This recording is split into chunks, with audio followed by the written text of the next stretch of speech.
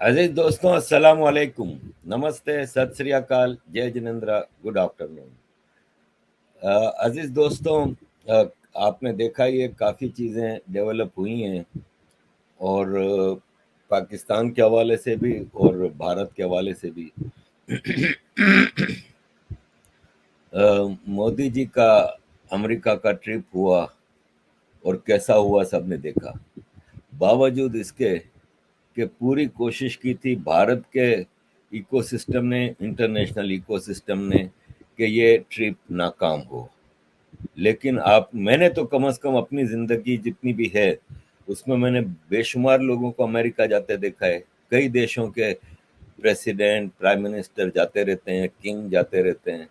میں نے ایسا جو مودی جی کے ساتھ ادھر ایک کریز تھا، مودی کریز تھا، مودی مانیہ تھا، اور جس طرح سیلفیاں لے رہے ہیں لوگ، اور کوئی عام لوگوں کی بات نہیں ہو رہی، سینیٹرز، کانگریس مین، بڑی بڑی کمپنیوں کے سی ای اوز، اور جس طرح ایک ویڈیو تھی جو میں نے دیکھی کہ جو بائیڈن اور اس کی بیوی فٹ پاتھ پہ کھڑے ہیں، ویٹ کر رہے ہیں، گاڑی آتی ہے، مودی جی کی گاڑی سے اترتے ہیں۔ یہ پروٹوکول میں نے کبھی نہیں دیکھا۔ وہ وائٹ ہاؤس کے اوپر، سیڑھیوں کے اوپر دروازے پہ کھڑا ہو کے سب کا ویلکم کرتا ہے، اور کس طرح 15 بار تو اسٹینڈنگ اوویشن ملا ہے مودی جی کی اسپیچ کے دوران۔ اپوزیشن بھارت کی جو ہے وہ غم منا رہی ہے، ماتم کر رہی ہے۔ مطلب ان کی خواہش تھی کہ مودی جی کا یہ ٹرپ ناکام ہو۔ مودی جی کا یہ ٹرپ ناکام ہونے کا مطلب بھارت کے لیے ناکامی ہوتی نا۔ اب ان کی مینٹلٹی دیکھیں کہ صرف اپنی راجنیتی کے لیے، اپنے مودی ویرودھ کے لیے یہ چاہتے تھے کہ بھارت کی بے عزتی ہو، بھارت ناکام ہو، بھارت کا کوئی کانٹریکٹ نہ ہو، بھارت کی عزت افزائی نہ ہو۔ بھائی صاحب، مودی جی پرسنل اس پہ نہیں گئے تھے، اور ان کو جو سواگت ملا ہے وہ as a prime minister of Bharat ملا ہے۔ لیکن ان لوگوں کی میں مینٹلٹی دیکھ کے حیران ہوں۔ آلریڈی کتنی کوششیں کر چکے، انہوں نے راہل گاندھی کو ادھر بھیجا 2 ہفتے، وہ وہاں پہ مغز ماریاں کرتا رہا، سب کچھ کوششیں کرتا رہا۔ اس کے باوجود جو میں حیران ہوں ان لوگوں کی سوچ کے اوپر، کہ کوئی اور دیش ہوتا ہے نا، ہم نے دیکھے ہیں بڑے دیش، ابھی جیسے مائیگرینٹس کا مسئلہ تھا، یورپین پارلیمنٹ نے ایک بل پاس کیا ہے، تو پولینڈ اور ہنگری کی اپوزیشن پارٹی ساری اپنے پریسیڈنٹ کے پیچھے کھڑی ہو گئی کہ آپ ویٹو کریں، ہم آپ کے ساتھ ہیں۔ اسرائیل میں کچھ ہوتا ہے، بم دھماکہ ہوتا ہے، کچھ ہوتا ہے، اپوزیشن پوری موومنٹ چلا رہی ہوتی ہے اگینسٹ پرائم منسٹر، لیکن جب کوئی اٹیک ہوتا ہے غزہ کی طرف سے تو فوراً سب پرائم منسٹر کے پیچھے کھڑے ہو جاتے ہیں، اپنا آپس کا وہ بھول جاتے ہیں۔ پتہ نہیں یہ بھارت کے پولیٹیشینز اور سارے پٹنہ میں بیٹھے ہوئے تھے، میں دیکھ رہا تھا، سارے ڈائناسٹک، سارے، عمر عبداللہ تھا، لالو کے بچے تھے، ملائم سنگھ کا بچہ تھا، راجیو گاندھی کا بچہ تھا، مطلب سارے ڈائناسٹک پولیٹکس والے، خاندانی اپنا رائٹ مانا ہوا ہے کہ بھائی ہم ہی رول کریں گے، ہم ہی لوٹیں گے۔ ان لوگوں نے 65 سال سرکار چلائی ہے ادھر اس دیش میں، انہوں نے دیش کو کیا دیا؟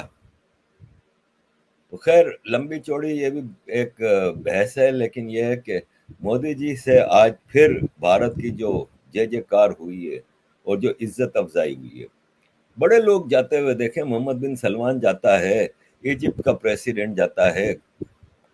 یہ چیزیں میں نے نہیں دیکھی، جو اتنا 3 دن امریکہ میں ایک، اور دوسرا میں حیران ہوں کہ بھائی صاحب مودی جی کی ایج دیکھیں اور ان کی انرجی دیکھیں۔ میں تو سوچ رہا تھا کہ اتنی ساری میٹنگیں، 1-to-1 میٹنگیں بھی اتنی ساری، یو این میں یوگا ڈے منایا، یو ایس کانگریس میں اسپیچ کی، بائیڈن نے دعوت رکھی، پھر کمالا ہیرس اور بلنکن نے دعوت رکھی، اور 1-on-1 اتنی میٹنگیں 3 دن میں۔ سوئے نہیں تھے کیا؟ اتنی انرجی کہاں سے آتی ہے؟ ہم تو یونائٹڈ نیشن جاتے ہیں، 2-3 لوگوں سے بات کرتے ہیں تو پھر بھاگتے ہیں کافی پینے کے لیے، 1 گھنٹے کا بریک لیتے ہیں۔ میں حیران ہوں بھائی مودی جی کی انرجی کے اوپر۔ ایک ہی بات کہوں گا کہ India is blessed to have Narendra Modi. آپ مجھے مودی بھکت کہیں، کچھ بھی کہیں، بھائی ہیں ایسے تو میں کہہ رہا ہوں۔ اینی وے، پاکستان کی طرف آتے ہیں۔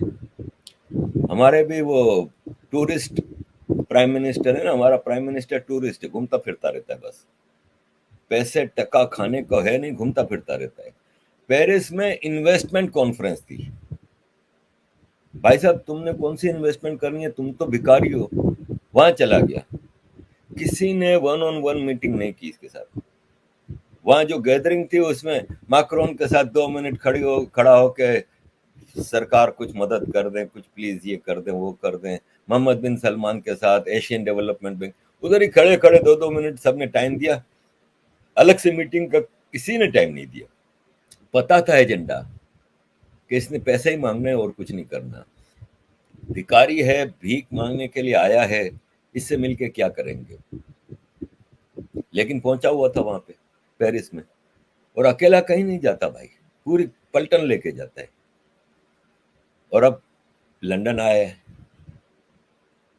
لندن آ کے تو بھائی سے ملنے آئے. کون سے جہاز میں آئے؟ وہی سر فلائٹ پکڑو, پیسنجر بھلے فرسٹ کلاس میں آؤ لیکن عام فلائٹ میں آؤ نہیں, اپنا پورا گورنمنٹ آف پاکستان کا جہاز لے کے گھومتا ہے. بھائی سے ملنے آیا ہے, اس میں تم جہاز لے کے آئے ہو. اب ابھی ہمارا فائنینس منسٹر ہے, اس نے اعلان کیا کہ حج کا پیریڈ نیکسٹ ویک ہے نا, مطلب حج 3-4 دنوں میں.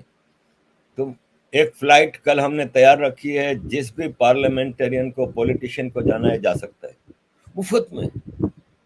حج مفت میں الاؤڈ ہی نہیں ہے. حج کے لیے اسپیشلی کہا گیا ہے کہ اگر آپ کی حیثیت ہے, آپ افورڈ کر سکتے ہیں تو آپ جائیں, یعنی آپ اپنے خرچے پہ جائیں. یہ مفت میں جا رہے ہیں. پریزیڈنٹ آف پاکستان نے کہا میرے کو خاندان اور اسٹاف کے ساتھ جانا ہے, تو اپنا باورچی, اپنے سیکیورٹی کے لوگ, اپنے نوکر چاکر سب لے کے, خاندان میں بیٹی, بہو, داماد, نواسے, نواسیاں, پوتے پوتیاں سب کو لے کے گیا ہے. اور اس نے چیئرمین سینٹ کو کہا کہ آپ بھی آ جاؤ, وہ اپنا لاؤ لشکر لے کے. پھر اس نے اسپیکر نیشنل اسمبلی کہا آپ بھی آ جاؤ, وہ اپنا لاؤ لشکر لے کے. یہ غریب بھکاری پاکستان ہے. مطلب کروڑوں نہیں اربوں روپے لگا دیں گے خالی فری حج کرانے پہ یہ, اور یہ بھکاری پاکستان ہے. پھر آئی ایم ایف سے شکوہ کرتے ہیں, آئی ایم ایف نہیں دیتی. آئی ایم ایف تو حیران ہو کے دیکھ رہی ہے, پوری دنیا میں کوئی بھی پاکستان کو پیسہ کیوں نہیں دیتا. وہ کہہ رہے ہیں یار ان کی تو عیاشیاں ہی ختم نہیں ہو رہی, مفت کی عیاشیاں. اوپر سے کہہ رہے ہیں ریلیجیس فرض ادا کرنے جا رہے ہیں. ریلیجیس فرض یہ ہے کہ آپ حج اپنے خرچے پہ جا سکتے ہیں, سرکاری خرچے پہ نہیں جا سکتے. پھرتے ٹوٹتے رہتے ہیں. ایک طرف وہ بلاول, میں نے آج تک نہیں دیکھا کہ بلاول ہو, کوئی اور منسٹر ہو, وہ عام پیسنجر کے پلین میں جائے. چارٹرڈ فلائٹیں یا سرکار کا ہوائی جہاز ایئر فورس کا لے کے جائیں گے. ان کو پتا ہے کہ عام پیسنجروں میں ہم پلین میں گھسیں گے, ہمیں جوتے ماریں گے لوگ. یہ بغیر سیکیورٹی کے, بغیر پروٹوکول کے باہر نکل نہیں سکتے. انہوں نے پاکستان کو اس اسٹیج پہ پہنچا دیا ہے. پاکستان اس وقت ٹوٹل تباہی کے کنارے پہ بیٹھا ہوا ہے. تو عزیز دوستوں, اس صورتحال میں پاکستان کا تو کچھ ہونا نہیں.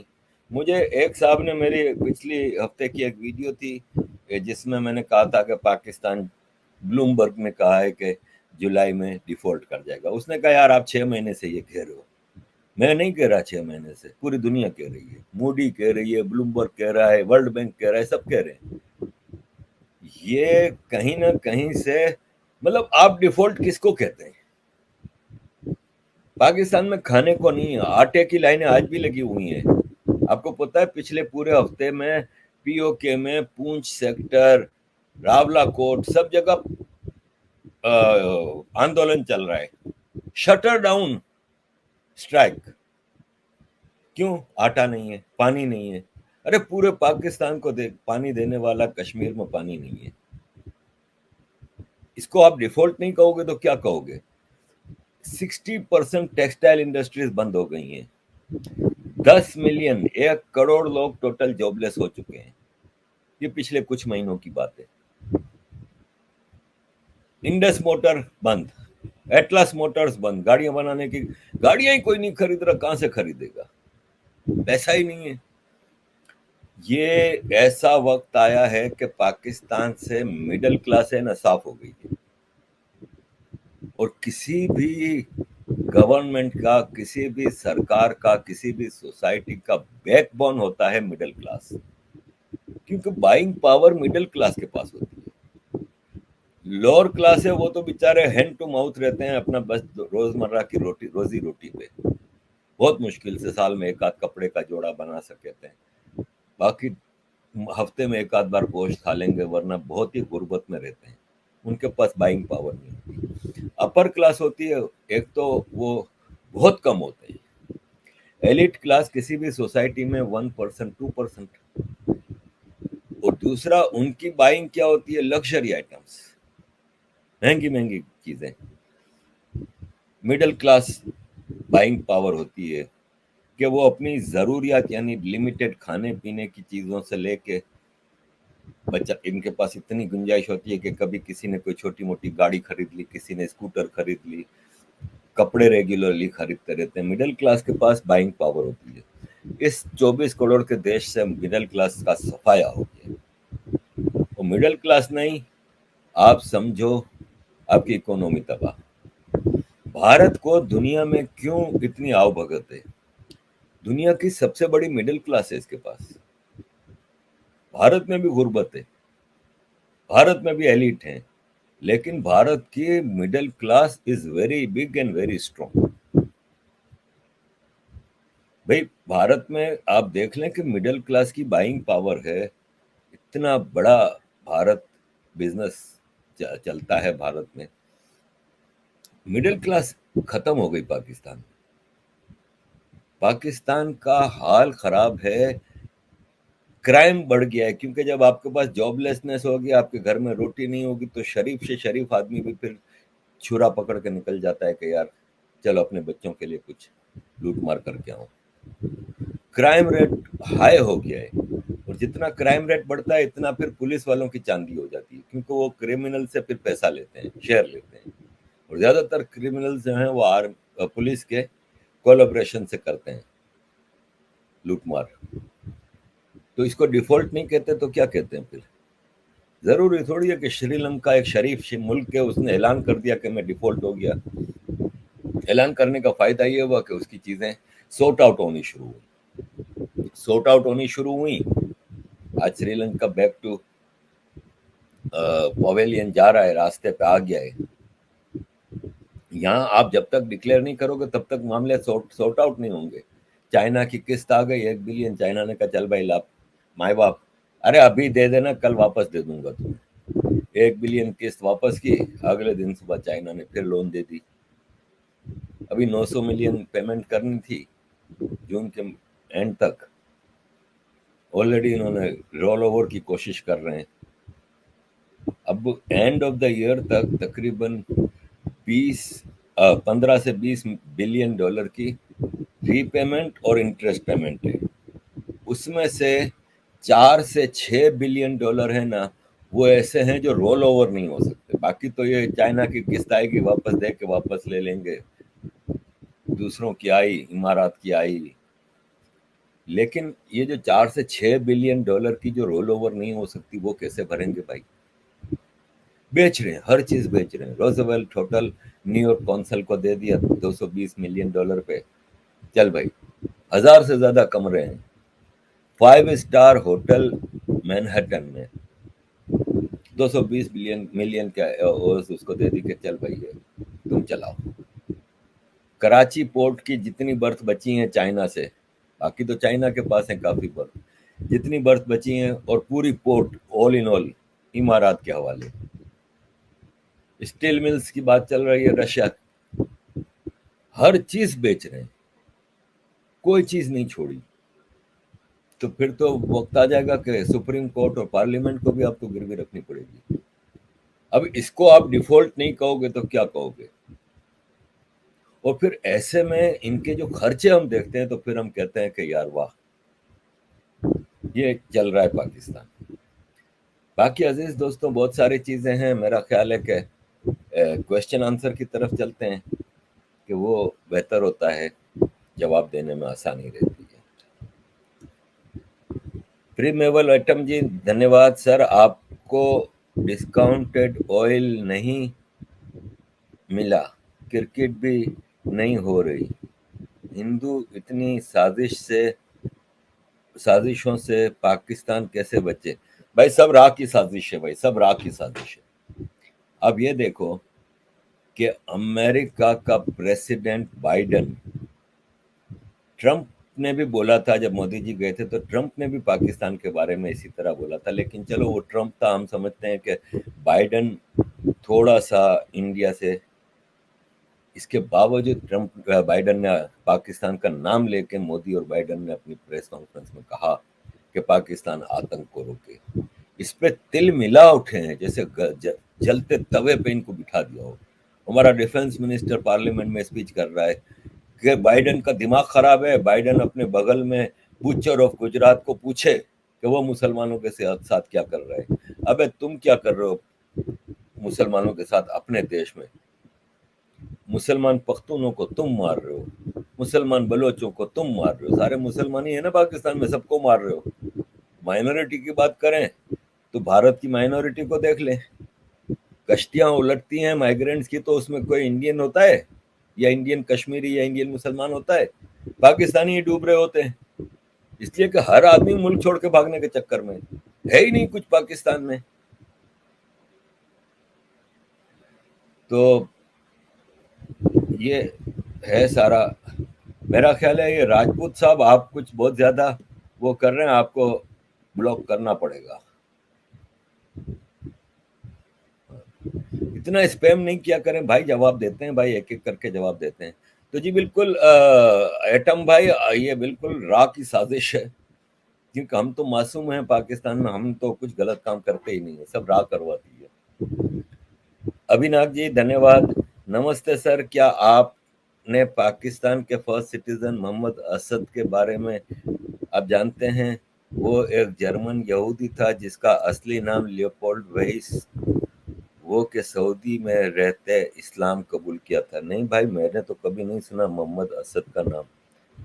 और पाकिस्तान तो 14 अगस्त 1947 को बना था, तो जितने वहां रहते थे सब पाकिस्तानी हो गए थे। तो बाकी हमारे पाकिस्तान की हिस्ट्री में पढ़ाया जाता है कि सर सैयद ऑफ अलीगढ़ ने पाकिस्तान का पहला इंडिया की टू नेशन थ्योरी चलाई थी। तो भाई साहब, पाकिस्तान बनाने वाले जितने भी हैं वो सर क्यों हैं? सर मोहम्मद इकबाल, सर सैयद, ये सर अंग्रेज के गुलामों को मिलता था अवार्ड। तो सर सैयद ने, जाहिर है इंडिया में हिंदू मुस्लिम डिवाइड की पहली बार बात करने वाला आदमी वो था, और इसके बाद सिलसिले चल पड़े। तो अभी जी बिल्कुल नहीं पता। पवन Kumar ji, I feel like Pakistan is playing real life skid game against their own people. जी बिल्कुल सही कहा आपने, बिल्कुल सही कहा पवन जी। कल्याण गुशेत जी नमस्कार भाई। Arif sir, what will be the new planning for upcoming general elections of national assembly in Pakistan? Shahbaz Sharif just surrender. देखें, शहबाज शरीफ को पता है कि वो तो इलेक्शन जीत नहीं सकता, और मतलब जीत तो कोई भी नहीं सकता। हंग पार्लियामेंट आएगी, और अब 2-3 पार्टियों की भी नहीं, 9-10 पार्टियों की मिलकर बनेगी सरकार। लेकिन शहबाज शरीफ को ये भी पता है कि हंग पार्लियामेंट में भी इनके पास इतनी सीटें नहीं होंगी। एक तो ये कि टोटल फेलियर रही है ये गवर्नमेंट, इसको फेल करने में इमरान खान ने बड़ा किरदार अदा किया। एक तो अपनी सरकार में आईएमएफ से मामला खराब किए, और जो सब्सिडियां दी पेट्रोल पे, इस पे उस पे, फिर इसने जो लूट मार की, इकोनॉमी को तबाह तो किया ना, आर्टिफिशियल तरीके से आपने डॉलर को बांध के रखा, प्राइसेस को बांध के रखा, तो फेल हो गई ये गवर्नमेंट। बिलावल भुट्टो ने समझदारी का काम किया, आसिफ जरदारी ने, कि इन्होंने खाली फॉरेन मिनिस्ट्री रखी। इनको पता है कि हम फॉरेन मिनिस्ट्री में होंगे तो हम मोदी को गालियां देते रहेंगे, इंडिया को गालियां देते रहेंगे, आर्मी की गुड बुक्स में हमारे नंबर बढ़ेंगे। उन्होंने दूसरा काम ये किया कि सिंध को, वैसे ही सिंध इनके कब्जे में था, लेकिन जो थोड़ा बहुत बचा था वो भी कंट्रोल में ले लिया। यानी सिंध के शहरी इलाके पीपल्स पार्टी के कभी नहीं रहे, अब पूरे शहरी इलाके में भी, क्योंकि सारी ब्यूरोक्रेसी इनकी है। तो इस वक्त इलेक्शन में शहबाज शरीफ لندن آیا ہے. اس نے ابھی لاسٹ ویک بل پاس کرایا تھا نیشنل اسمبلی سے کہ Nawaz Sharif life time disqualify ہو چکا ہے. تو اس بل کے ذریعے اس میں پارلیمنٹ نے کہا کہ صرف 5 سال ڈسکوالیفیکیشن ہو سکتی ہے، اس سے زیادہ کسی کی نہیں ہو سکتی. اس کا مطلب یہ ہو گیا کہ نواز شریف کو 5 سال ہو گئے تو اب نواز شریف الیکشن لڑ سکتا ہے. اب شہباز شریف کہہ رہا ہے نواز شریف کو کہ بھائی آپ آ جاؤ، میں پنجاب کا چیف منسٹر بن جاؤں گا، آپ پرائم منسٹر بن جاؤ، آپ الیکشن جیت سکتے ہو. تو الیکشن کا سیناریو بڑا عجیب سا ہے. پیپلز پارٹی اس وقت پوری گڈ بکس میں ہے آرمی کی بھی میں نے کئی جرنلسٹوں نے بتایا کہ پرائیویٹ میٹنگز میں وہ لوٹے جو عمران خان کو چھوڑ کے جا رہے ہیں ان کو آرمی کہہ رہی ہے کہ پیپلز پارٹی میں جاؤ. پیپلز پارٹی سندھ کو سویپ کرے گی، کے پی کے سے تھوڑی بہت سیٹیں لے گی. بلوچستان کی باپ پارٹی ہوتی ہے جو آرمی کی پارٹی ہوتی ہے، بلوچستان عوامی پارٹی، وہ باپ پارٹی سرکار میں جڑے گی. اب ان کی کوشش یہ ہے کہ پنجاب سے یہ کچھ سیٹیں لے جائیں، اتنی سیٹیں لے جائیں کہ یہ جو ہنگ پارلیمنٹ میں سب سے بڑی پارٹی بن کے آئیں تو بلاول کو پھر پرائم منسٹر بنائیں. میں آپ کو بتاؤں کہ بلاول کا پرائم منسٹر بننے کا مطلب ہوگا کہ پاکستان کا ستیہ ناش سوا ستیہ ناش. یہ آپ لکھ کے رکھ لو کہ بلاول نے پرائم منسٹر بننا ہے تو پاکستان کہیں کا نہیں رہے گا. اتنی لوٹ مار کرے گا زرداری بلاول کے پیچھے. اتنی پیپلز پارٹی والے جتنے بھی ہیں نا، انہوں نے سندھ کا حال نظر آتا ہے. سب سے امیر صوبہ ہے پاکستان کا، سب سے امیر ریسورسفل پروونس سندھ پروونس کا حال خراب ہے. عزیز دوستوں، بہت گرمی ہے ادھر تو اس لیے پنکھا کھولا ہے. لاسٹ ایئر مجھے یاد ہے کہ گرمیوں میں 1-2 بار پنکھا کھول کے میں نے ویڈیو بنائی تھی تو ساتھی شکایت کر رہے تھے کہ آواز بہت پھٹ رہی ہے. تو آواز آئی ہوپ کہ آپ سب کو صحیح آ رہی ہے. کوئی ایک بھائی اگر میسج کر دیں تو، ورنہ میں پھر پسینے میں آپ کے سامنے بیٹھوں گا پنکھا بند کر کے. تو کوئی ایک بھائی بول دے کہ ہاں بھائی آواز صحیح ہے تو میں پھر کنٹینیو کروں. رچت سنگھ جی کہہ رہے ہیں کہ عارف بھائی کاشی کب آ رہے ہو؟ اچھا یہ ٹھیک ہے، آواز آ رہی ہے، گڈ، تھینک یو. دیکھیں رچت بھائی، بات یہ ہے کہ شیو جی کے کھیل ہیں یہ سب. شیو جی کی مرضی ہے جب آؤں گا. میں تو دروازے پہ کاشی سے واپس آیا، پلان تھا پورا لیکن نہیں جا سکے کیونکہ جب تک شیو جی کا آدرش نہیں ہوگا، شیو جی کی اجازت نہیں ہوگی تب تک کہاں جائیں گے. تب شیو جی کے اوپر چھوڑا ہوا ہے، جب وہ بلائیں گے تو اگلے. دیکھیں ابھی جو میری جو ویٹ لسٹ ہے نا، جو واچ لسٹ جو ہوتی ہے، اس میں کاشی ٹاپ پہ ہے، کیدار ناتھ ہے، بدری ناتھ ہے، مہاکال ہے، اور پھر مہاراشٹرا میں جو کافی امپورٹنٹ جگہیں ہیں. تو یہ سب ہیں ویٹ لسٹ میں. لیٹ سی کب شیو جی ہمیں اجازت دیتے ہیں. روجر بھائی دھنیہ واد بھائی. Pawan Kumar, has Modi U S visit confirm the break up of Pakistan very soon. بالکل. دیکھیں جب مودی جی آئے تھے پرائم منسٹر بن کے، اس کے کچھ عرصے بعد سے ہی میں نے ویڈیو بنانی شروع کی تو میں نے کئی لوگوں کے انٹرویو لیے. General Harsha Kakar ji, colonel R S N Singh ji, Pushpinder ji, Sushil Pandit ji, میں نے بڑے لوگوں کے انٹرویو کیے. اور اس میں ایک سوال میرا مسٹ ہوتا تھا کہ بھارت کب پی او کے لینے کے لیے جنگ کرے گا. اور وہ یہی کہتے تھے کہ بھائی ہمیں گولی چلانے کی ضرورت نہیں پڑے گی. آج وہ وقت ہے، آج وہ وقت ہے کہ پاکستان کا ستیہ ناش کر دیا ہے. ایسے ہی ستیہ ناش نہیں ہوا، ٹھیک ہے پاکستان کے اپنے رولرز کی، آرمی کی تو غلطیاں ہیں ہی ہیں، لیکن بھارت نے پاکستان کو آئسولیٹ کیا. پہلے بھی پاکستان ان چیزوں میں پھنستا تھا تو دوست ملک آ کے پیسے دے جاتے تھے. اب دوست ملکوں کا یہ حال ہے کہ کوئی بات کرنے کو تیار نہیں، کوئی بات سننے کو تیار نہیں. پرسوں شہباز شریف جب جا رہا تھا پیرس تو اس نے جاتے وقت کہا کہ چائنا والے جب چائنا والوں کے پاس جاؤ تو وہ ہماری شکل دیکھ کے کہتے ہیں کہ منہ سے نہیں کہتے، ان کی آنکھیں کہتی ہیں کہ پھر مانگنے آ گئے ہو، کب تک مانگو گے. پھر شہباز شریف نے کہا ہم کسی اور دوست ملک کی طرف جاتے ہیں تو ان کی بھی باڈی لینگویج یہ ہوتی ہے کہ یار اب بہت نہیں ہو گیا یار، کتنا مانگو کتنا مانگو. یہ شہباز شریف پرائم منسٹر پاکستان کہہ رہے ہیں. پہلے دوست ملک یہ نہیں کرتے تھے. آج مسلم کنٹریز کے ساتھ انڈیا کا ویوہار، انڈیا کا جو الائنس ہے، دوستی ہے، وہ اتنی بڑھ گئی ہے کہ اب پاکستان پیچھے رہ گیا ہے. دوسرا بھارت کی کئی ایسی چیزیں ہیں جو وقت ثابت کرے گا کہ بھارت کو ایک گولی چلائے بغیر پی او کے مل جائے گا. میں نے ابھی پرسوں ترسوں کی ایک ویڈیو بنائی تھی مودی جی کے ٹرپ کے اوپر. اس میں نے ڈیٹیل میں بتایا تھا نیو یارک ٹائمز کے حوالے سے. تو وہ نیو یارک ٹائمز کے آرٹیکل کے جواب میں کسی نے وہ ساری چیزیں لکھی تھیں جو میں نے آپ کو بتائی تھی. تو اس میں بتایا گیا تھا کہ ویتنام ساؤتھ چائنا سی سے جو پیٹرول نکالنے کی کوشش کر رہا تھا، نہیں نکال پا رہا تھا، تو انڈیا نے اس کے سر پہ ہاتھ رکھ دیا اور اب وہ پیٹرول نکال کے انڈیا کو بیچ رہا ہے، جس پہ چائنا تیل ملا رہا ہے. تو یہ ایک گیو اینڈ ٹیک والا وقت آئے گا جب انڈیا کہے گا، چائنا کہے گا نا کہ بھائی آپ یہ کیوں کر رہے ہو ویتنام کو، تو انڈیا کہے گا ٹھیک ہے بھائی آپ لے لو ویتنام سے تیل، آپ پیو کے سٹ جاؤ پھر. تو ایسی چیزیں ہوئی ہیں کہ پاکستان اس وقت انڈیا سے بغیر جنگ ہوئے جنگ ہار گیا ہے. بالکل ایسا ہی ہے. Suvik Chaudhary ji, nobody gives a shit about Pakistan nowadays, but why is US still helping Pakistan by providing funds?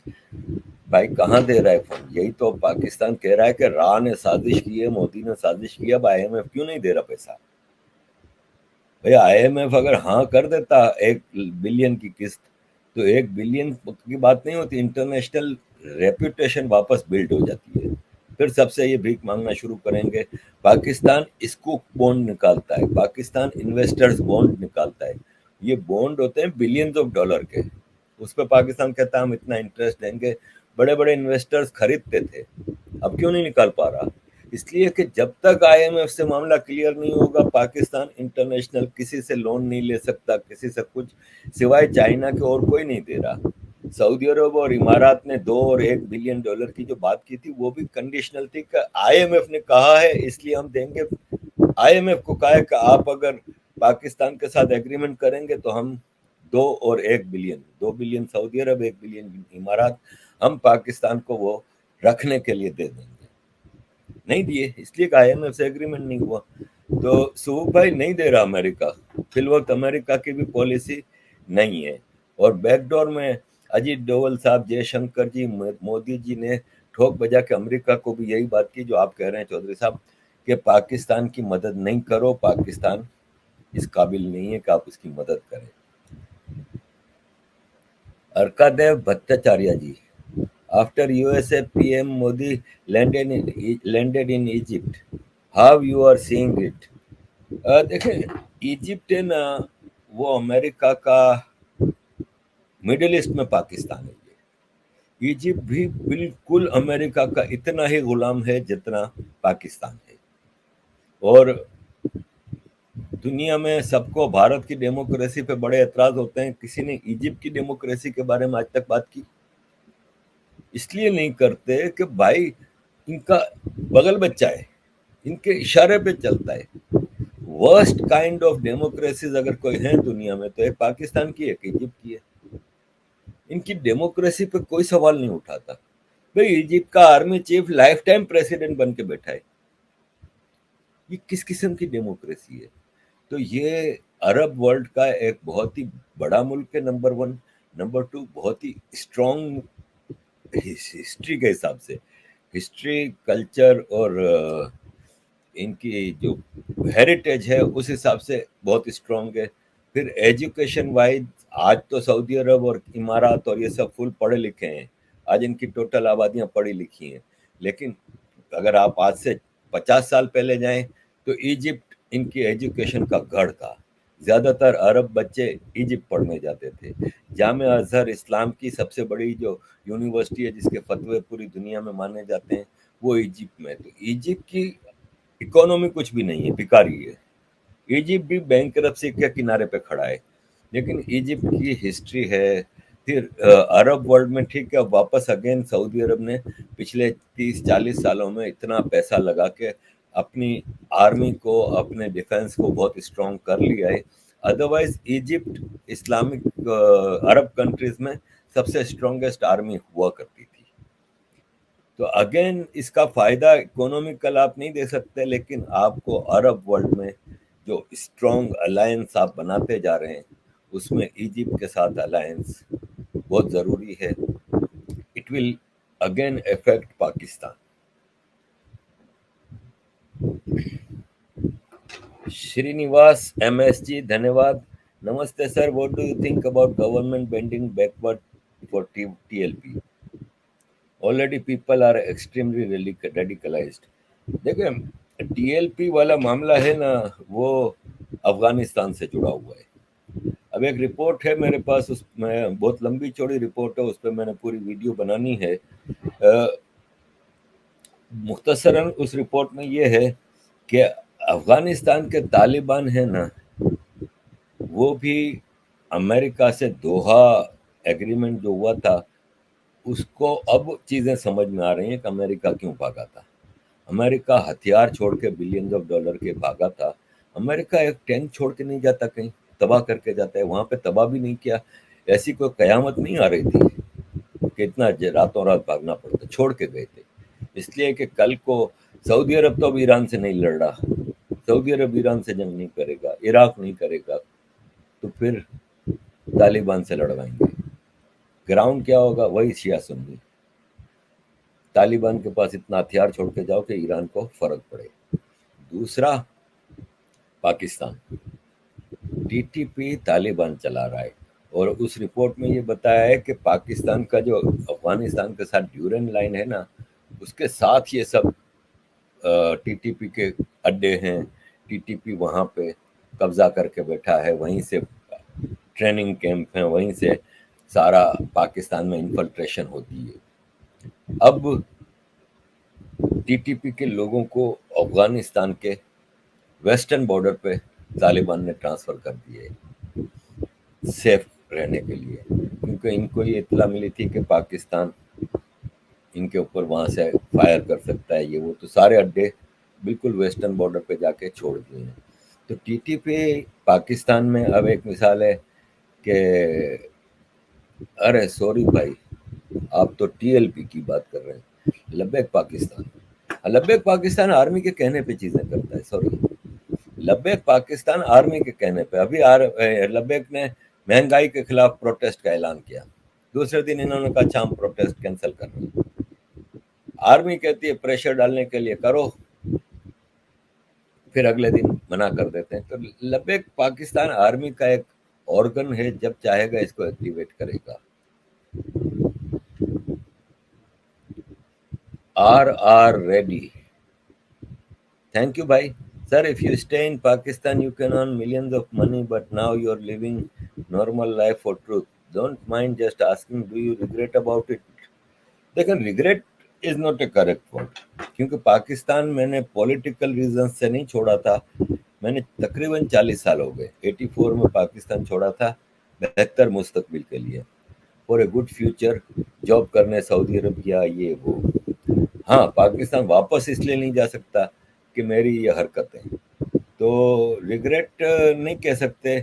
ہاں، ایک چیز کا افسوس رہتا ہے کہ اپنے لوگوں سے جو رشتہ دار ہیں، دوست یار بچپن سے ہیں، اپنے علاقے یاد آتے ہیں، بالکل یاد آتے ہیں. لیکن ریگریٹ اس لیے نہیں کہوں گا کہ میں آج بھی اگر معاملات سب کلیئر ہو جائے نا تو بھی میں پاکستان تو نہیں جا کے رہوں گا. اگر میرے پاس چوائس ہو تو میں پاکستان کیوں جاؤں گا؟ میرا تو اب زیادہ پریوار انڈیا ہے، میں تو انڈیا کے کیوں نہ رہوں. لیکن اگین یہاں ہم لوگ سیٹلڈ ہیں، جیسے لوور مڈل کلاس کی لائف گزار رہے ہیں، ٹھیک ہے. لیکن کم از کم بچے یہاں پہ یہیں پڑھ رہے ہیں. بچوں کی ایجوکیشن یہاں ہے، بچے یہیں رہیں گے، تو جہاں بچے ہوں گے وہاں ہم ہوں گے بھائی، بچوں کو چھوڑ کے کون جا سکتا ہے؟ تو نہیں، ریگریٹ نہیں کہہ سکتے. ہاں یہ ہے کہ دل کرتا ہے کہ کبھی ایسے حالات ہوں کہ پاکستان کا وزٹ کر سکے. ابھیناگ جی دھنیہ واد. سر آپ نے راجا تریدیو روئے کے بارے میں تو سنا ہوگا، وہ ایک بدھسٹ راجا تھا چٹاگانگ سے. وہ 71 میں پاکستان کا ساتھ دیا اور راول پنڈی میں مرا. آنیسٹلی اسپیکنگ ابھی جی میں نے ان کے بارے میں تو نہیں سنا. ہاں مجھے چٹاگنگ ہل ٹریکس کی آرگنائزیشن سے میرے 90s میں جنیوا جاتا تھا تو یہ لوگ آتے تھے. تو یہ بھاگوا کلر کے کپڑے پہن کے جنیوا میں آتے تھے، بدھسٹ تھے اور ان کے بدھسٹ مونک آتے تھے. تو ان کو کافی مسئلہ تھا. وہ بتاتے تھے کہ بنگلہ دیش میں ہندو اور بدھسٹ لوگوں کے اوپر بہت اتیاچار ہو رہا ہے. 90s کی بات ہے. چٹاگنگ ہل ٹریکس کے نام سے ان کا سارا کچھ تھا. لیکن یہ جو راجا جس کی آپ بات کر رہے ہیں تو مجھے ان کا اتنا پتہ نہیں ہے بھائی. چیتنیہ جھرباد M17. سر رشیا میں ویگنر کی بغاوت کے بارے میں اپنے ویوز دیں سر پلیز. میں نے ایکچولی کیا ہے کہ پچھلے 2-3 دن ہے نا میں کافی کچھ ایشوز پہ بزی بہت رہا، گھر سے باہر رہا. تو ویگنر کے معاملات میرے سامنے پرسوں سے آ رہے ہیں، پرسوں شام سے. سچ پوچھے نا تو میں نے ابھی اس کو فل اسٹڈی نہیں کیا. یہ مجھے پتا ہے کہ آج رشیا نے اپنے ہی ایک سٹی پہ حملہ کیا اور سینکڑوں فوجی بغاوت کر رہے ہیں ویگنر کے کہنے پہ، اور ویگنر ایک بغاوت کی موومنٹ چلا رہا ہے. تو obviously دیکھیں یہ رشیا کے خلاف امریکہ نے جو یہ جنگ شروع کی ہے نا یوکرین میں، اس میں بہت کچھ ہونا ہے. ابھی تو بہت جگہوں پہ ناکام ہوئے ہیں، ورنہ جیسے آپ کو پتا ہے عمران خان نے جب گرفتار ہوا تھا تو پاکستان میں سب کیا پروپیگنڈا چلا رہے تھے کہ آرمی میں بغاوت ہو گئی ہے، عاصم منیر کے آرڈر کوئی نہیں لے رہا، سارے کور کمانڈر عاصم منیر کے خلاف یونائٹڈ ہو گئے وغیرہ وغیرہ. ہوا کچھ نہیں، آرمی یونائٹڈ تھی. ایسے ہی جنگ رشیا یوکرین کی جو جنگ ہے اس میں شروع سے ہی 2-3 پروپیگنڈا بہت چل رہے تھے. ایک یہ تھا کہ پوٹین کی طبیعت بہت خراب ہے، اس کو بہت خطرناک بیماریاں ہو گئی ہیں، بہت جلد مرنے والا ہے، یہ وہ. پوٹین ہٹا کٹا فرسٹ کلاس گھوم رہا ہے. اسی طرح بغاوت کی بھی باتیں آتی تھیں کہ رشیا میں جو یوکرینین، کیونکہ رشیا کے اندر بھی ڈفرینٹ ایتھنیسٹیز رہتی ہیں، جس میں یوکرینین ہیں، چیچن ہیں اور دوسرے ہیں، وہ بغاوت کر گئے، وہ نہیں لڑ رہے. تو ایک وہ ایک پروپیگنڈا تھا. یہاں پہ میں نہیں کہوں گا کہ دس از اے پروپیگنڈا، باقاعدہ ایک نام آیا ہے، ایک ایکٹیویٹیز گراؤنڈ پہ ہم دیکھ رہے ہیں. اتنی بڑی پاور نہیں ہے ویگنر کے پاس. اور ایک اور چیز ہے کہ یوکرین ہار رہا ہے جنگ. یوکرین کے فوجی اب لڑنے کی پوزیشن میں نہیں، جگہ جگہ سرنڈر کر رہے ہیں. تو امریکہ نے کچھ تو کرنا تھا، تو امریکہ نے ہی اس فورس کو، ویگنر کو ایکٹیویٹ کیا ہے. دوسری طرف نیٹو کی سنائے فورسز اب تیاری کر رہی ہیں، اور ایک پوسیبلٹی ہے کہ نیٹو کے فورسز بھی گھس جائیں. اور ولادیمیر پوٹن نے صاف کہا ہے کہ اگر ایسا ہوا تو پھر ہمارے پاس ایٹم بم چلانے کے علاوہ کوئی چوائس نہیں رہ جائے گی.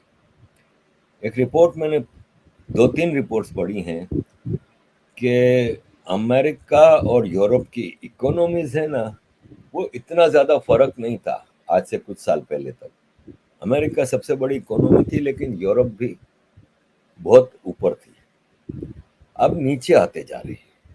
اور وہ رپورٹ یہ تھی کہ امریکہ اور یورپ کی اکونومی میں اتنا ڈفرینس آ گیا ہے کہ اب یورپین بیٹھ کے سوچ رہے ہیں کہ یار یہ امریکہ کے پیچھے چلتے چلتے ہم تو کہیں کے نہیں رہے.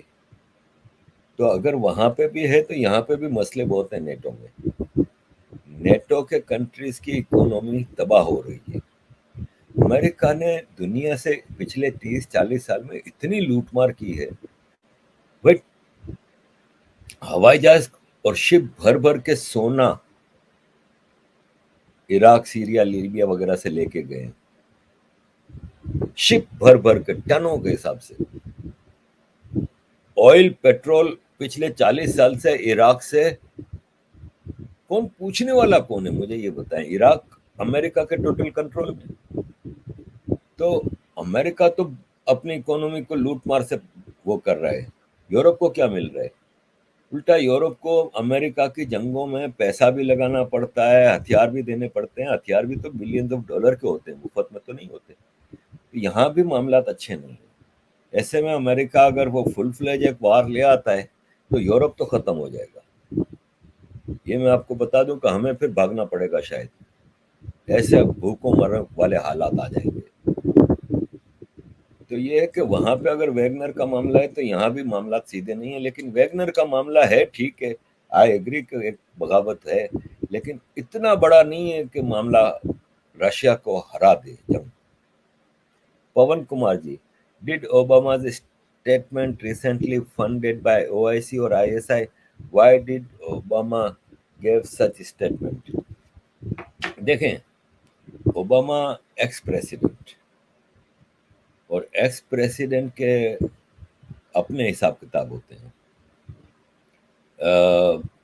کلنٹن کہیں لیکچر دینے جاتا ہے تو ملینز آف ڈالر کے چارج لیتا ہے. ایون ہلری کلنٹن ایک فورن منسٹر رہی، ملینز آف ڈالر چارج کرتی ہے ایک لیکچر کے. اس نے CNN پہ انٹرویو دیا، اوباما نے مفت میں دیا ہوگا. پھر اس انٹرویو میں ایک تو CNN نے پیسہ دیا ہوگا، اوپر سے وہ اسٹیٹمنٹ دینے کے لیے پیچھے کون سی لابی ہے، وہ سوروس نے یا کچھ نے، لوگوں نے پیسے تو دیے ہوں گے، اس کو بہت پیسہ ملا ہوگا. ISI کی اوقات نہیں ہے کہ اتنا کچھ دے، OIC کی بھی نہیں ہے. میں سمجھتا ہوں George Soros international ecosystem نے پیسہ خرچ کیا ہے. بھائی دیکھیں نا، برنی سینڈرز ہے سینیٹر، اس نے کیمپین چلائی مودی جی کے خلاف. الہان عمر، رشیدہ طالب وغیرہ، یہ ساروں نے جو 5-6 بدبودار ہیں، انہوں نے تو اس کے پیچھے کسی نہ کسی کا پیسہ تو ہے نا. اور دیکھیں، ایک بات تو آپ کو ذہن میں رکھنی ہوگی کہ جارج سوروس نے کھل کے اسپیچ کی تھی کہ 2024 میں مودی کو نہیں آنے دینا، اس کے لیے ہم پوری کوشش کریں گے. اس نے تو اپنے بلینز آف ڈالر کا جو خزانہ ہے کھلا رکھا ہوا ہے. تو انویسٹر بہت ہیں اینٹی انڈیا نیریٹو کے لیے. ابھیناگ جی، دھنیہ واد. برا مت ماننا سر، میں آپ کا ٹیسٹ نہیں لے رہا، بس بتا رہا ہوں جو میں نے پڑھا. ویسے میں نے یہ بھی پڑھا کہ رانا لیاقت علی اور فاطمہ جناح کے ایک دوسرے سے لڑتے تھے. ابھیناگ جی، نہیں، برا کیوں مانوں گا؟ آپ جیسے دوستوں سے ہی انفارمیشن ملتی ہے. دیکھیں، ہم لوگ کوئی ٹوٹلی گیانی لوگ نہیں ہیں. میں تو اپنے آپ کو آج تک کہا ہے کہ میں اسکالر نہیں ہوں بھائی. میری ہیومن رائٹس کے حوالے سے پچھلے 29 سال سے ایک کام ہے. میں 29 سال سے یہی کام کرتا ہوں.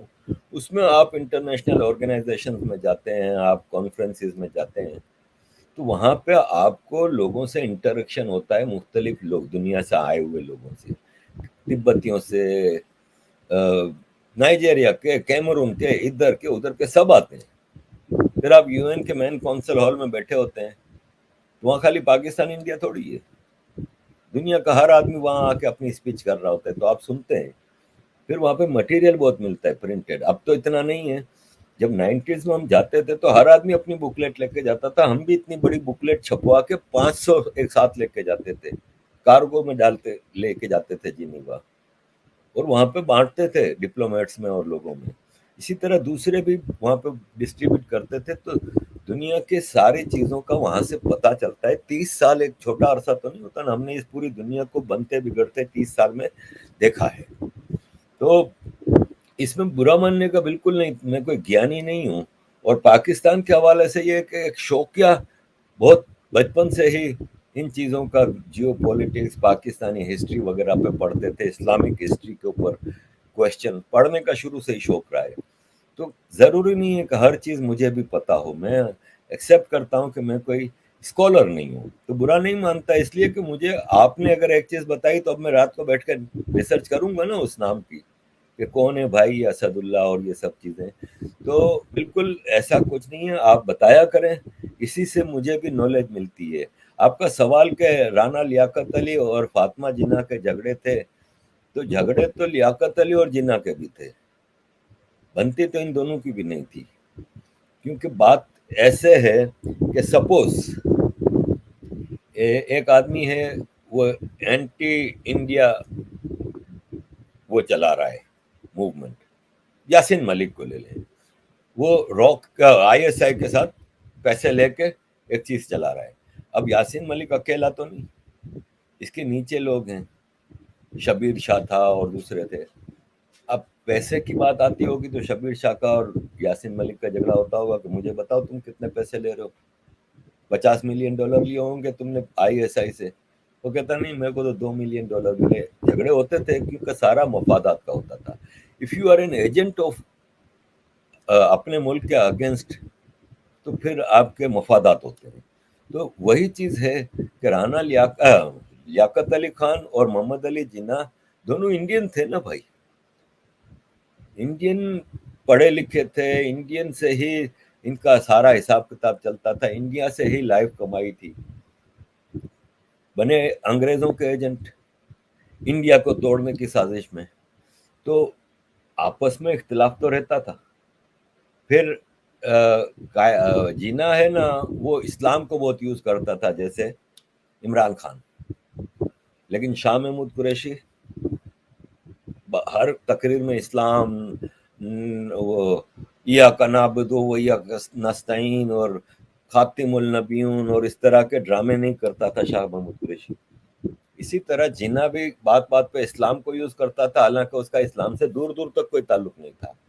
आज के पाकिस्तानियों में शिया काफिर, आगा खानी काफिर, जिन्ना काफिर, लेकिन बाप बना के बिठाया हुआ है। तो लियाकत अली खान इस्लाम यूज नहीं करता था, जिन्ना ने सारी जिंदगी कभी शेरवानी नहीं पहनी, पाकिस्तान बनने के बाद शेरवानी ही पहनता रहा। लियाकत अली ज्यादातर सूटेड बूटेड होता था। तो इनके इख्तिलाफात होते थे।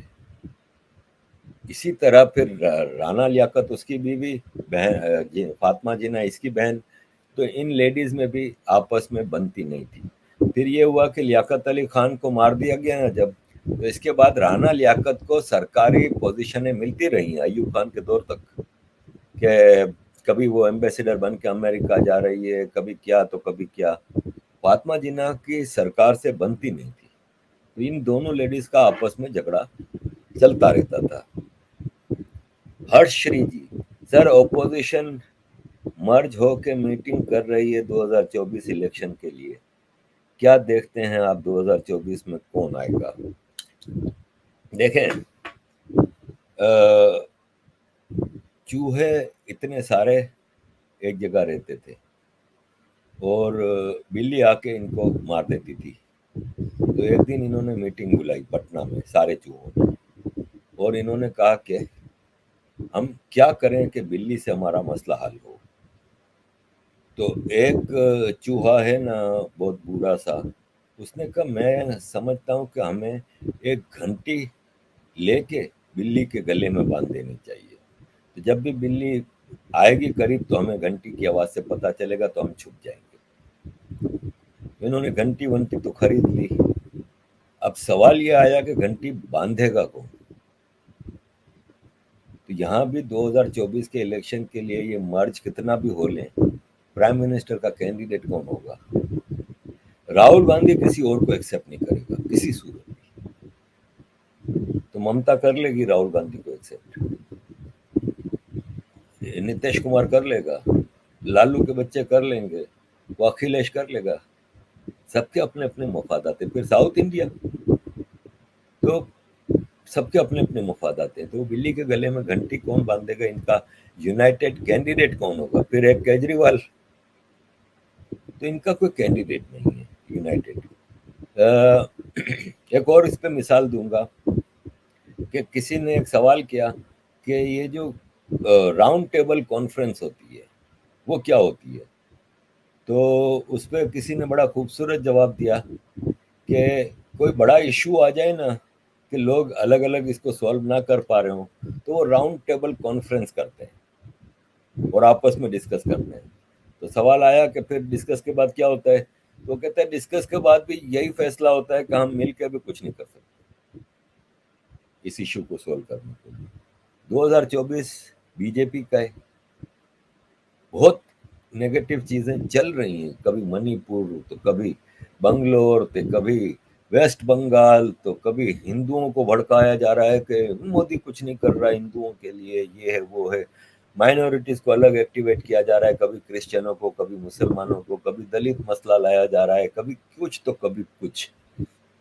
انٹرنیشنل لیول پہ ایک موومنٹ چلائی ہوئی ہے. وہ آپ عام آدمی پارٹی کی education minister Atishi Cambridge University آئی تھی دلی کے ایجوکیشن کے مسئلوں کو لے کے. اس کی ساری اسپیچز میں نے دیکھی، ایک اسپیچ بھی ایسی نہیں تھی جو آپ کو یہ لگے کہ وہ لندن میں کیمبرج میں ایجوکیشن ایشو پہ بات کرنے آئی ہے. ایسا لگ رہا تھا الیکشن کیمپین چلا رہی ہے.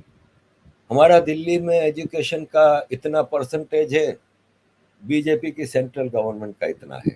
دلی نے یہ کیا، بی جے پی نے کچھ نہیں کیا. ہر چیز ہر اسپیچ میں اسی طرح کی باتیں کمپیئر کرتی رہتی تھی، بی جے پی نے یہ کیا، وہ کیا، ہم نے یہ کیا یہ کیا. ابے تم ادھر الیکشن کمپین چلانے آئی ہو. لندن سے ایک ووٹ نہیں ہے، ایک ووٹ. اوورسیز انڈین ووٹ نہیں ڈال سکتے اگر ان کے پاس انڈین نیشنلٹی نہیں ہے. انہوں نے اگر اوورسیز کی نیشنلٹی لی، برٹش انڈین ووٹ تھوڑی ڈال سکتے. تم یہاں الیکشن کیمپین چلا رہی ہو. یہ اتنا کچھ 2024 کے لیے ہو رہا ہے. پھر جارج سوروس اور انٹرنیشنل ایکو سسٹم، پھر پاکستان، سب کی ایک کوشش ہے کہ بی جے پی نہ جیتے 2024 میں. جب George Soros, international ecosystem, I S I یہ چاہتی ہو نا کہ بی جے پی نہ جیتے، تو آپ سمجھ جائیں کہ اس کا مطلب بی جے پی انڈیا کے فائدے میں ہے. جبھی یہ لوگ نہیں چاہتے. انڈیا کے دشمن کیوں نہیں چاہتے کہ بی جے پی جیتے؟ اس لیے کہ انڈیا ترقی کرے گا. تو یہ سمجھنے کی بات ہے. میں نہیں سمجھتا کہ 2024 میں یہ کچھ کر سکیں گے. پہلے تو ان کا ملنا ہی نہیں بنتا. Kalyan ji, sir what is the history of Rawalpindi conspiracy and no one in Pakistan never revealing the matters. Some convicted persons of the conspiracy cases granted asylum in India by the bless of Congress. بھائی Rawal Pindi conspiracy کون سی؟ پاکستان میں ساری conspiracy Rawal Pindi سے ہوتی ہیں، کیونکہ G H کی راول پنڈی میں ہے. راول پنڈی میں ہی پہلے پرائم منسٹر لیاقت علی خان کا مرڈر ہوا تھا، آرمی کی گیدرنگ میں. ساری کنسپائریسیز راول پنڈی میں ہوئی ہیں. ذوالفقار علی بھٹو کو بھی Rawalpindi G H Q نے، آرمی نے ہی ہٹایا تھا. راول پنڈی کنسپائریسیز بہت ہیں. ضیاء الحق کا اوجڑی کیمپ بھی راول پنڈی سے ہی تباہ ہوا تھا. کیپٹن اٹیک، عارف سر پائیاں لاگوں، آپ کیسے ہیں؟ Please tell me what that why Hindu players like Anil Talpat, Danish Kaneria, etc. were removed from Pakistan cricket despite talent. why کا سوال کہاں آتا ہے؟ ہندو ہیں تو پھر ان کا کیا کام؟ پاکستان میں ہندو کو کہیں بھی، ہندو ایکسٹرا آرڈنری ٹیلنٹ ہو، یہ ہو وہ ہو، تو وہ بریک دی تابو آگے بڑھ جاتے ہیں. بہت کم ایسا ہوتا ہے. دانش کنیریا دیکھیں، پاکستان ہے نا، اس کے پاس اسپن بولنگ اچھی رہتی تھی. اقبال قاسم اور عبد القادر وغیرہ تھے، توصیف احمد، اس کے بعد مشتاق احمد اور ثقلین مشتاق آئے. اس کے بعد پاکستان کے پاس کوئی کوالٹی اسپنر تھا نہیں. ایسے میں دانش آیا آگے، تو دانش کو مجبوراً ان کو لینا پڑا. 200 سے زیادہ وکٹیں لی ہیں، اتنے کھیلے ٹیسٹ، اس میں مجبوری تھی. جیسے ہی ریپلیسمنٹ آیا، سعید اجمل اور یاسر شاہ، تو نکال دیے. تو ہندو ہونا پاپ ہے بھائی پاکستان میں. اور انل دلپت تو شاید میرا خیال ہے ایک آدھی ٹیسٹ کھیلا ہوگا. اس کا کزن تھا انل دلپت کا مہندر تھا. وہ اس کو بیچارے کو کبھی ٹیسٹ میں کھیلنے کا موقع ہی نہیں ملا کہ فرسٹ کلاس کرکٹ تک ہی رہے. تو یہ ایسا ہے پاکستان میں. اگر کوئی مائنورٹی والا پہنچ بھی جائے تو اس کو اگر وہ مسلمان نہیں ہوتا تو وہ فارغ ہوگا دانش کی طرح. مسلمان ہو جائے تو پھر وہ یوسف کی طرح بہت آگے بڑھ جاتا ہے. Pawan Kumar please update on Pak and Afghan Taliban issue regarding their border issue. اب بھائی میں ابھی کسی کے جواب میں بتا رہا تھا تو یہ معاملہ نہیں سدھرے گا. آپ کو میں بتاؤں کہ پاکستان انڈیا سے تو جنگ کرنے کا سوچ نہیں سکتا. پاکستان اس خیال میں ہے, اس خواب میں ہے کہ ہم افغانستان کے طالبان کو تو ہرا دیں گے. تو ہو سکتا ہے کہ کہیں نہ کہیں افغانستان اور افغانی طالبان کے اندر پاکستان کی آرمی کے خلاف اتنی نفرت ہے. 96 میں پورے افغانستان پہ طالبان کی گورنمنٹ تھی. 2001 میں امریکہ کو لانے والا طالبان کے خلاف پاکستان تھا. پکڑ کے طالبانیوں کو امریکہ کے حوالے کیا. طالبان 20 سال امریکہ سے لڑے اور اندر ہی اندر یہ نفرت بڑھتی گئی کہ اس پاکستان آرمی, پنجابی آرمی کی وجہ سے آج اس اسٹیج پہ ہم آئے. تو آج افغان طالبان پاکستان آرمی سے شدید نفرت کرتے ہیں. اور جہاں ان کو نظر آئے گا نا کہ پاکستان کا بہت بڑا نقصان ہو سکتا ہے, وہاں پہ یہ ضرور اپنا کردار ادا کریں گے پاکستان کو نقصان پہنچانے کے.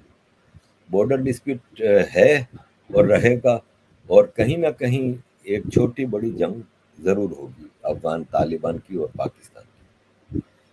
Smoke 123 Arif ji, how do you see this hybrid Asia cup 2023 why Pak government only Pak got only 4 matches. آج صبح ہی میں نے اس پہ ویڈیو لگائی ہے, دوپہر کو بھی 2 گھنٹے پہلے, اور بڑا تڑیاں مار رہے تھے کہ یہ ہو جائے گا, ہم یہ کر لیں گے, ہم وہ کر لیں گے, ہم یہ نہیں قبول کریں گے, وہ نہیں کریں گے. کر لیا. اب نیا جو آرمی چیف ذکا اشرف آ رہا ہے, کیونکہ نجم سیٹھی کو تو آصف زرداری نے کہا ہے کہ یہ ہمارے کہ شہباز شریف ہمارا پارٹنرشپ ہے نا, تو کچھ چیزیں ہمارے کو بھی ملنی چاہیے, تو پی سی بی ہمیں ملنا چاہیے. تو پی سی بی کا چیئرمین نجم سیٹھی نہیں چاہیے, ذکا اشرف ہمارا آدمی جائے گا. ذکا اشرف نے کل بیان دیا ہے کہ ہم کو یہ ہائبرڈ فارمولا منظور نہیں. اچھا بھائی تو کر لے, تو اپنا کوئی فارمولا بتا دے. ہونا ہوا نہ کچھ بھی نہیں ہے. یہ تو اسٹل انڈیا کی مہربانی ہے کہ انڈیا نے قبول کر لیا, ورنہ تو ایشیا کپ ہی فارغ ہونے والا تھا. ایک سارک آرگنائزیشن ہوتی تھی, ساؤتھ ایشین سارک. سارک کہاں ہے؟ انڈیا نے فارغ کر دیا. اسی طرح یہ ایشیا کپ کو بھی انڈیا فارغ کر دے گا. ذکا اشرف کرنا ہے تو کر لے. اس طرح 9 میچ سری لنکا میں, 4 میچ ان پاکستان میں, ایسے ہوگا. اصل پاکستان کو ڈر یہ ہے کہ 2025 کی چیمپئنز ٹرافی کہیں وہ بھی پاکستان کے پاس ہے تو وہ کہیں فیل نہ ہو جائے. تو ابھی تو بہت کچھ ہونا ہے بھائیوں, let see. Suresh Kewalani ji, sir پرنام, what do you see Pakistani intellectuals, you and others living there after its disintegration?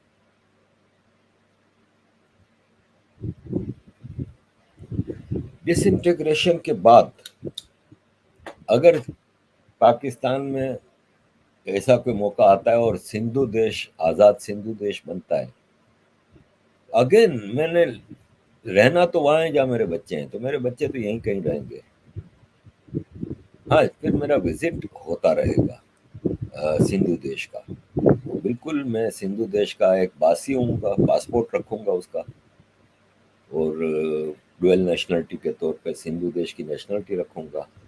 اور اگر آزاد سندھو دیش کی لڑائی میں میں جو کچھ کر سکا ضرور کروں گا. یہ میرا وعدہ ہے سندھ کے رہنے والوں کا کے ساتھ کہ آزاد سندھو دیش کے لیے تو میں بہت کچھ کروں گا, اور ہم آزاد سندھو دیش بنائیں گے, بالکل بنائیں گے. عزیز دوستوں، کول کیٹ صاحب کا آخری سوال لے لیتے ہیں، 1 گھنٹہ ہو گیا ہے. سر، شیعہ سنی احمدیہ بورا ایسے مسلم ڈویژنز، سیکٹس، سب سیکٹس، ٹوٹل کتنے مسلم سیکٹس ہیں اسلام کے ڈویژنز میں؟ دیکھیں، اسلام میں یہ تو کہا جاتا ہے کہ 72 فرقے ہوں گے، 72 سیکٹس ہوں گے. تو سیکٹس تو بہت ہیں، زیادہ تر تو مسلمانوں کو پتہ ہی نہیں مختلف سیکٹس کا. ایک مثال ہے کہ سیریا میں ایک سیکٹ ہے الوی ایکسٹریم شیعہ گروپ. کہ شیعہ یہاں پہ جو پاکستان انڈیا کے شیعہ ہیں یا ادھر سعودی عرب وغیرہ کے، یہ حضرت علی کو بہت امپورٹنس دیتے ہیں. لیکن الوی جو ہے نا سیریا کے، وہ حضرت علی کو اللہ کا بیٹا مانتے ہیں. تو وہ شیعہ سے بھی الگ ہو گئے نا. جیسے آپ نے سب سیکٹ کی بات کی، تو سیکٹس ہیں، سب سیکٹس ہیں. اب شیعہ ہیں، اس میں اماموں کا ذکر آتا ہے. شروع کے زمانے میں امام حسین، پھر ان کے بیٹے زین العابدین وغیرہ، اس طرح امام ہیں، 12 امام ہیں. اس میں کہیں 6 یا 8ویں امام پہ اختلاف آتا ہے، اور وہاں سے آغا خانی بنتے ہیں. کہ آغا خانی 12 امام تک نہیں جاتے، 6 یا 8ویں امام سے الگ ہو جاتے ہیں. تو وہ بھی سب سیکٹ آپ کہہ سکتے ہیں. اور پھر آغا خانیوں میں ایک حاضر امام ہوتا ہے، جیسے ان کا کریم آغا خان ہے، وہ حاضر امام ہے. تو وہ کنٹینیوس اس زمانے سے 1400 سال سے ان کا کوئی نہ کوئی حاضر امام ہوتا ہے جو دنیا میں ہوتا ہے. تو وہ بھی ایک ڈائناسٹک ہو گیا ہے. اسلام شروع سے ڈائناسٹک تھا، لیکن پروفٹ محمد اور پہلے 4 خلیفہ میں ڈائناسٹی نہیں تھی، اس لیے کہ پروفٹ محمد کا کوئی لڑکا نہیں تھا، بیٹا نہیں تھا. اور اسلام میں لڑکیوں کو تو غلام نہیں سمجھا جاتا ہے نا، عورتوں کو تو بیٹا نہیں تھا، ورنہ ہوتا وہی، پھر ڈائناسٹک وہیں سے سلسلہ چلتا.